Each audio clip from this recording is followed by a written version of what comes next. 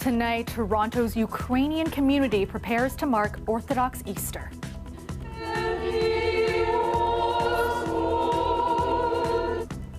The city's St. Nicholas Choir performing at Good Friday Mass tonight. We speak to members of the congregation as fighting intensifies in their homeland. Plus, there are definitely going to be situations where there's some disagreements, but we hope people are respectful and kind.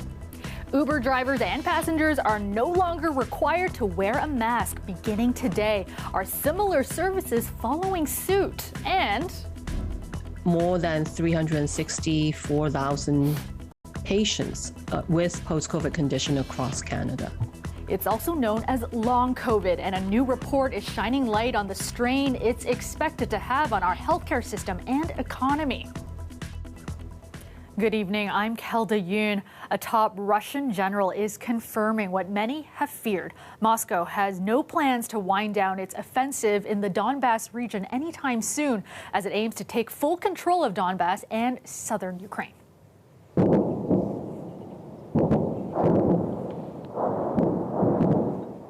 More cities are coming under intense bombardment, with some of the fiercest battles being fought in the Luhansk area. People trapped there say they have nowhere to go. The local governor says Russian forces are refusing to allow civilians out, and there are no humanitarian corridors. Ukrainian forces continue to push back along an eastern front that runs across the country. The city of Kharkiv is at the northern end of that front. It came under attack in the very first hours of the war, and now it is being hammered again. Ukrainian officials say the city was hit by 50 strikes yesterday. Russian forces have captured at least 40 villages along the front. Now, here in Toronto, Ukrainians gathered this evening at St. Nicholas Church to mark Good Friday on the Orthodox calendar. This year's Easter being marked with heavy hearts as the fighting rages on in Ukraine. Ardell Manukduk spoke to members of the congregation who say their faith is more important now than ever.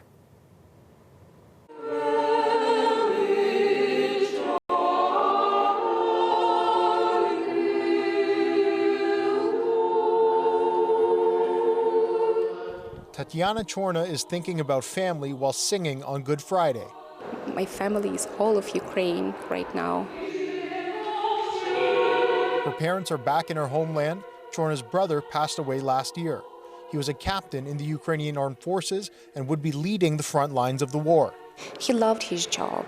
He served for 2 years in Mariupol. So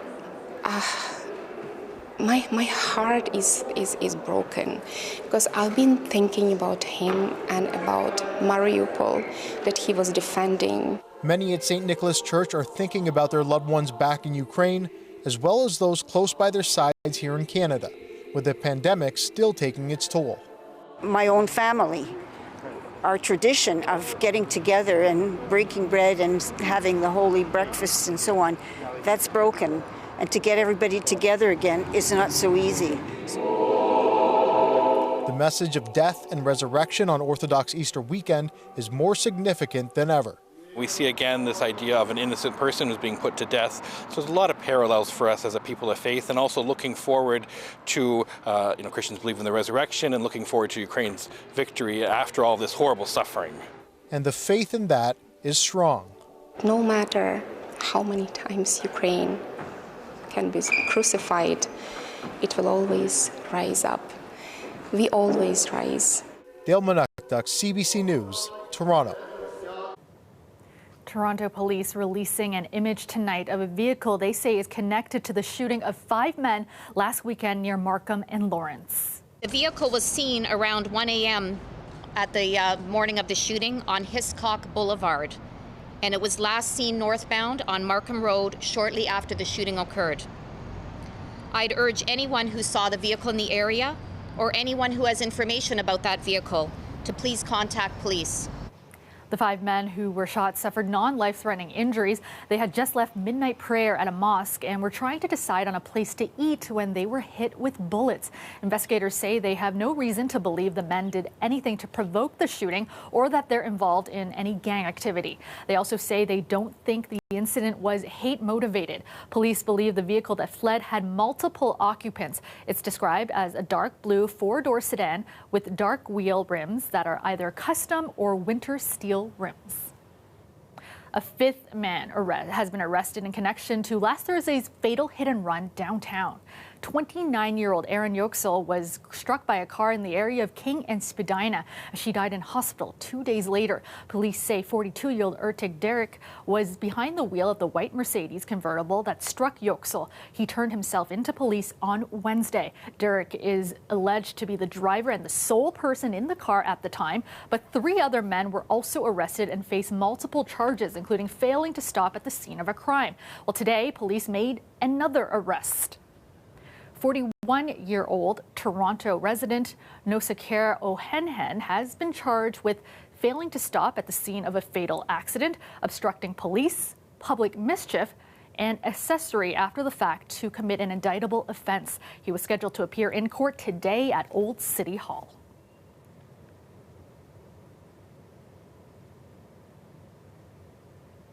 There will be a national funeral in Quebec for Guy Lafleur. The Montreal Canadiens great died this morning. Lafleur helped Montreal win 5 Stanley Cups and remains the team's all-time leading scorer. Lafleur coming out rather gingerly on the right side. He gives it into Lemaire, back to Lafleur. Oh! Lafleur is being mourned by fans across the country, including right here in Toronto. Today, fans stopped by the Hockey Hall of Fame to share memories and praise for the Montreal hockey legend. It was his flowing hair and the way he would come streaking down the sideline and then line up a slap shot.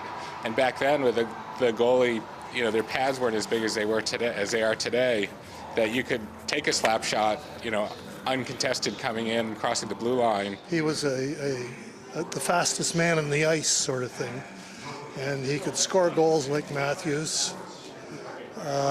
He'll be missed in the hockey world. He was a nice person too. Lafleur was inducted into the Hall of Fame in 1988 and in 2017 was named one of the best 100 players in NHL history. He had been battling lung cancer. Guy Lafleur was 70 years old. Meteorologist Nick Cernkovich joins us now with a first look at the forecast. And Nick, some beautiful sunny skies today to end the work week. Well, beautiful day today, Cal. The temperature's up to 12 degrees, but you know, with the sunshine, it felt even warmer than that. And if you put it in perspective, the average for this time of year, about 13 degrees. So pretty much on point with average temperatures. And there is a look at daytime highs across the region. Now, things are changing, though. We've got a system that's pushing through. Generally clear skies tonight, increase in cloud cover, though, I should say high cloud tonight, increase in cloud cover through the morning. And then by the morning, we've got a few scattered showers.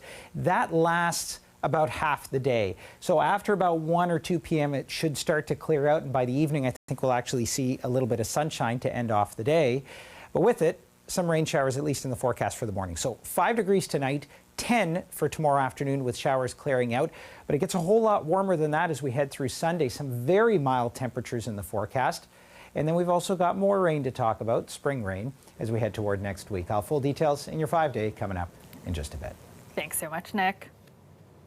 A mask mandate that Uber Canada has had in place for nearly 2 years officially ended today. Passengers and drivers are now no longer required to wear a mask during rides. And late tonight, Lyft, Uber's biggest competitor, announced that masks would be optional in their vehicles as well. Toronto's largest taxi service, though, says it will be keeping the mandate in place for now. Our Greg Ross has more. Uber Canada's decision to lift its mask mandate was made with provincial health guidelines in mind, according to spokesperson Keithana Rang. 9 out of 10 provinces have updated their provincial health guidelines so that masks are no longer mandatory. So we've updated our policy to reflect this change made by public health officials. Despite the policy change, the company is still urging both drivers and passengers to wear a mask. They're also giving their drivers the option to maintain their own masking guidelines. Drivers have the right to request their riders to wear a mask, and they can cancel a trip for safety reasons. But drivers who don't wish to wear a mask won't be required to. If passengers aren't comfortable with that, they too are encouraged to cancel rides.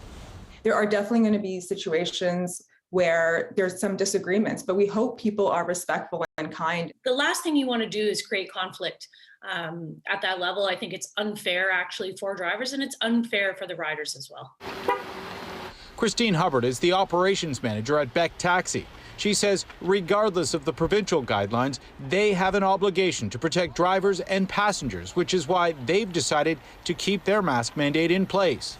It's an enclosed space. Riders can't possibly stay 6 feet away from drivers. Our only job is to do what we can to mitigate the risk of spreading this virus. Masking works. They should be kept on. Even drivers themselves are split on the issue. I don't like masks, but my passenger is crying. That's why I'm waiting. I'm not really happy about that. You're going to request that all your passengers wear? Exactly right. Yeah, I'm still in favor of masks because Corona is not finished. It's maybe slow down, but not finished yet. This passenger says he will continue to wear a mask while in an Uber, but he says he's also okay with Uber's decision to drop the mandate. Yeah, I think people are just going to go along with it for now, and I'm okay with it. Greg Ross, CBC News, Toronto. Meanwhile, you'll still need to wear a mask in some high-risk settings in Ontario past the end of the month. Dr. Moore is recommending that we extend the deadline past April 27th for mask wearing in hospitals, long-term care homes, congregate living settings where people are the most vulnerable. You'll also have to continue wearing a mask on public transit, including the TTC and GO Transit. The masking requirement will now remain in effect until at least June 11th. As of Monday, the federal government is easing some pandemic border restrictions. Unvaccinated or partially vaccinated children aged 5 to 11 won't need a COVID test to enter Canada as long as they're traveling with an adult who is fully vaccinated. And those travelers also won't need to provide a quarantine plan. Now, Ottawa is not, however, lifting the mask mandate on planes and trains. We're learning more tonight about the impact of long COVID. Public Health Ontario has released a new report that suggests long-term funding will be needed to help those struggling with the long-term effects of the virus. Alicia Song has the story. These days, among a vaccinated population with the freedom to dine, shop, and gather as you please, COVID researchers warn you shouldn't just consider your risk of getting COVID, but think beyond that. Even if they're not concerned about not being so sick enough that they need to be in the ICU, they need to think about there's a chance of getting long COVID. While a standardized definition is yet to be developed, if you have persistent symptoms for at least 3 months after an initial infection, you may have long COVID. Or post-acute COVID-19 syndrome, as Public Health Ontario refers to it in their recent study findings. Research shows most commonly reported physical symptoms are fatigue, shortness of breath, and mentally, people are experiencing anxiety and depression and memory impairments, all of which add up to a negative impact on quality of life. So in general, people who have more symptoms and are sicker at the beginning will have a higher risk of long COVID. Dr. Angela Chung is a research lead of the Canadian COVID-19 cohort study looking at the long-term outcomes. 2+ years into the pandemic, they've learned a lot. We know that those who have had vaccination are less likely to get long COVID. Some of the COVID long haulers who are really struggling were among the first to be infected before vaccines were widely available. We even have patients that are 2 years out and they still have symptoms. And COVID is not over. As more people catch it, more people will develop some form of long COVID. That's going to affect the healthcare system because they require care, and it's going to impact on the workforce and our economy.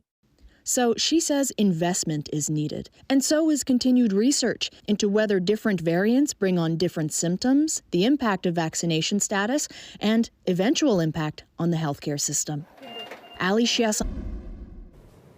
Welcome back. Volunteers gathered along Toronto's waterfront this afternoon to help clean up the beaches. It was part of Earth Day celebrations in the city. Natalie Collada has more. With each bit of trash picked up, volunteers hope Toronto's water will become more swimmable, drinkable, and fishable. the idea that every day is Earth Day, and just like when you're out for a walk, you pick up a couple pieces of trash and just pick up what you see, like a caretaker for the environment. I think if everyone picked up 5 pieces of trash every day, that'd be a huge impact. Earth Day events like this help highlight efforts to protect the environment. It is our responsibility to make the biggest possible difference we can. Today, the City of Toronto announced it, along with its partners, are exploring how TTC subways, electric buses, and batteries can reduce peak demands and strain on the electricity system. All of these things are going to help to make our TTC vehicles, the ones we're talking about here today, more sustainable and more efficient, and make the system as a whole more efficient. Today, the federal government announced it's expanding the electric vehicle rebate program to include trucks, vans, and SUVs. Data shows us that 80% of Canadians are open to buying an electric vehicle as their next car. But in many cases, they only need a little help so the switch is within reach. Currently, to qualify for a rebate of $5,000 for a fully electric vehicle and $2,500 for a hybrid, a 6-seater or less vehicle must have a max base price of $45,000 and $55,000 for an upgraded model. Starting today, that changes to $55,000 for base models and $65,000 for upgraded models. It's now $60,000 for base model pickup trucks, minivans, and SUVs, and $70,000 for upgraded versions. This expansion will contribute to put more electric vehicles on our roads. The government is aiming to make 100% of new vehicle sales zero emission by 2035. Natalie Collada, CBC News, Toronto. Toronto's Shaw Street has become one of the first roads in the city to have more bikes using it than cars. City officials marking that milestone today with a small celebration and safety ride. Not only are there 30 bikes for every car, but they're of every different age group. There's like 5-year-olds on bikes and there's 80-year-olds on bikes. We'll get some concerns that it's just paint, but this has worked on a street like Shaw. And not only has it made it safer for cyclists, we have reduced the number of cars, we've reduced the speed of those cars, we've made it a more pleasant environment to live with. The city launched a project in 2020 to transform Shaw between DuPont and Dewson Street into a cycling corridor. With that goal in mind, the city changed the direction of traffic along parts of the street. It also created a cycling-only block using planters to block parts of the road. Cycling has now increased as much as 300% in some areas, with more than 4,000 cyclists using the street daily at peak times. All right, let's go back to Nick now with a look at your extended forecast. And Nick, I'm really looking forward to Sunday and those temperatures we're expected to reach, but a little bit of rain first to get through. Well, Calda, I said things were changing in the weather pattern, and I wasn't lying. Here's a look at your weather headlines. Now, again, we've got a soggy start to the weekend. We've got those showers to talk about for Saturday morning, but Sunday, lots in the way of sunshine, and Sunday also a very mild day as well. Here is a look at the forecast. So tonight, increasing cloud cover. So we've seen some high cloud cover moving in throughout the day today. It's going to sort of thicken up into the morning. By the morning hours, the risk for a few showers, especially along the west end of the GTA. This slides through, though, so a bit of a wet start to the day. I'm thinking closer to about 1-2 p.m. tomorrow, we'll start to see this clearing out. Maybe a few lingering showers, but for the most part, it clears out mid-afternoon. By the evening, I think we'll actually see some sunshine across the region to end off the day, and then partly cloudy skies as we head through tomorrow. The risk for a few fog patches as well along the lake there. That should burn off, though, into Sunday, and some pretty good sunshine on Sunday, along with some very mild temperatures as well. Now, Sunday night into Monday, again, the risk of a few showers. This really is just showers. We're not talking about heavy rainfall here. Generally speaking, this particular model, about 1-2 centimeters of millimeters rather of rainfall, and that's pretty much what you can expect here. A couple millimeters of rain at most. Now, forecast for southwestern Ontario tonight, seeing those showers and then temperatures around that 6-degree mark as we move through the Golden Horseshoe. Very similar, although we're not looking at the rain showers. The temperatures stay about 5 degrees. Rain showers come sort of later on as the system pushes through. The risk, especially toward the west end, out toward Hamilton and St. Catharines, for some early morning showers there. But mostly what we're looking at is rain showers starting for tomorrow morning. Here's a look at your 5-day forecast. 10 degrees tomorrow, and then cloud cover clearing out. If it clears out earlier, we could see this 10 pop up to 11 or 12, but we're going with that for now. 5 degrees through the overnight, 18 though on Sunday, and that is not a typo. 16 on Monday with a few showers. That could be as much as 5 to 10 millimeters of rain. And again, some sunshine on Tuesday. So that's kind of your typical spring weather there. Bit of a cool down as we head through Wednesday, but we'll deal with that next week. Thanks. Finally tonight, the next generation of movie lovers has stepped up to organize the annual film festival made by youth for youth. TIFF Next Wave begins today and runs until Sunday, featuring a lineup of 10 international coming-of-age films. We spoke with 2 Next Wavers about how they go about choosing what makes the cut. I'm really excited for other people to get to see some of the films because some of them are just really good. Friday, April 22nd, the first day of Next Wave. We've screened between 30 to 40 movies, I'd say, before picking the eventual 10 that we are showing. People will see the official selection films, which are 10 films that we have chosen. They're newer films. They all showcase diverse experiences of youth from around the world. We pay attention to who's represented in the movies. We pay attention to the stories that they're trying to tell. Also just whether the cinematography is good, the acting, the writing, just if it's a good movie. Because we really want our audience to, appreciate the movie just as much as we do. The official selection films are all free for people under 25, as is the Battle of the Scores. And a few of the other events, like the Movie Marathon and the Young Creators Collab, are available at a small cost. I'm really looking forward to just being back in a theater with a whole bunch of people, because I feel like we've really missed that sense of connection, so that's going to be really fun.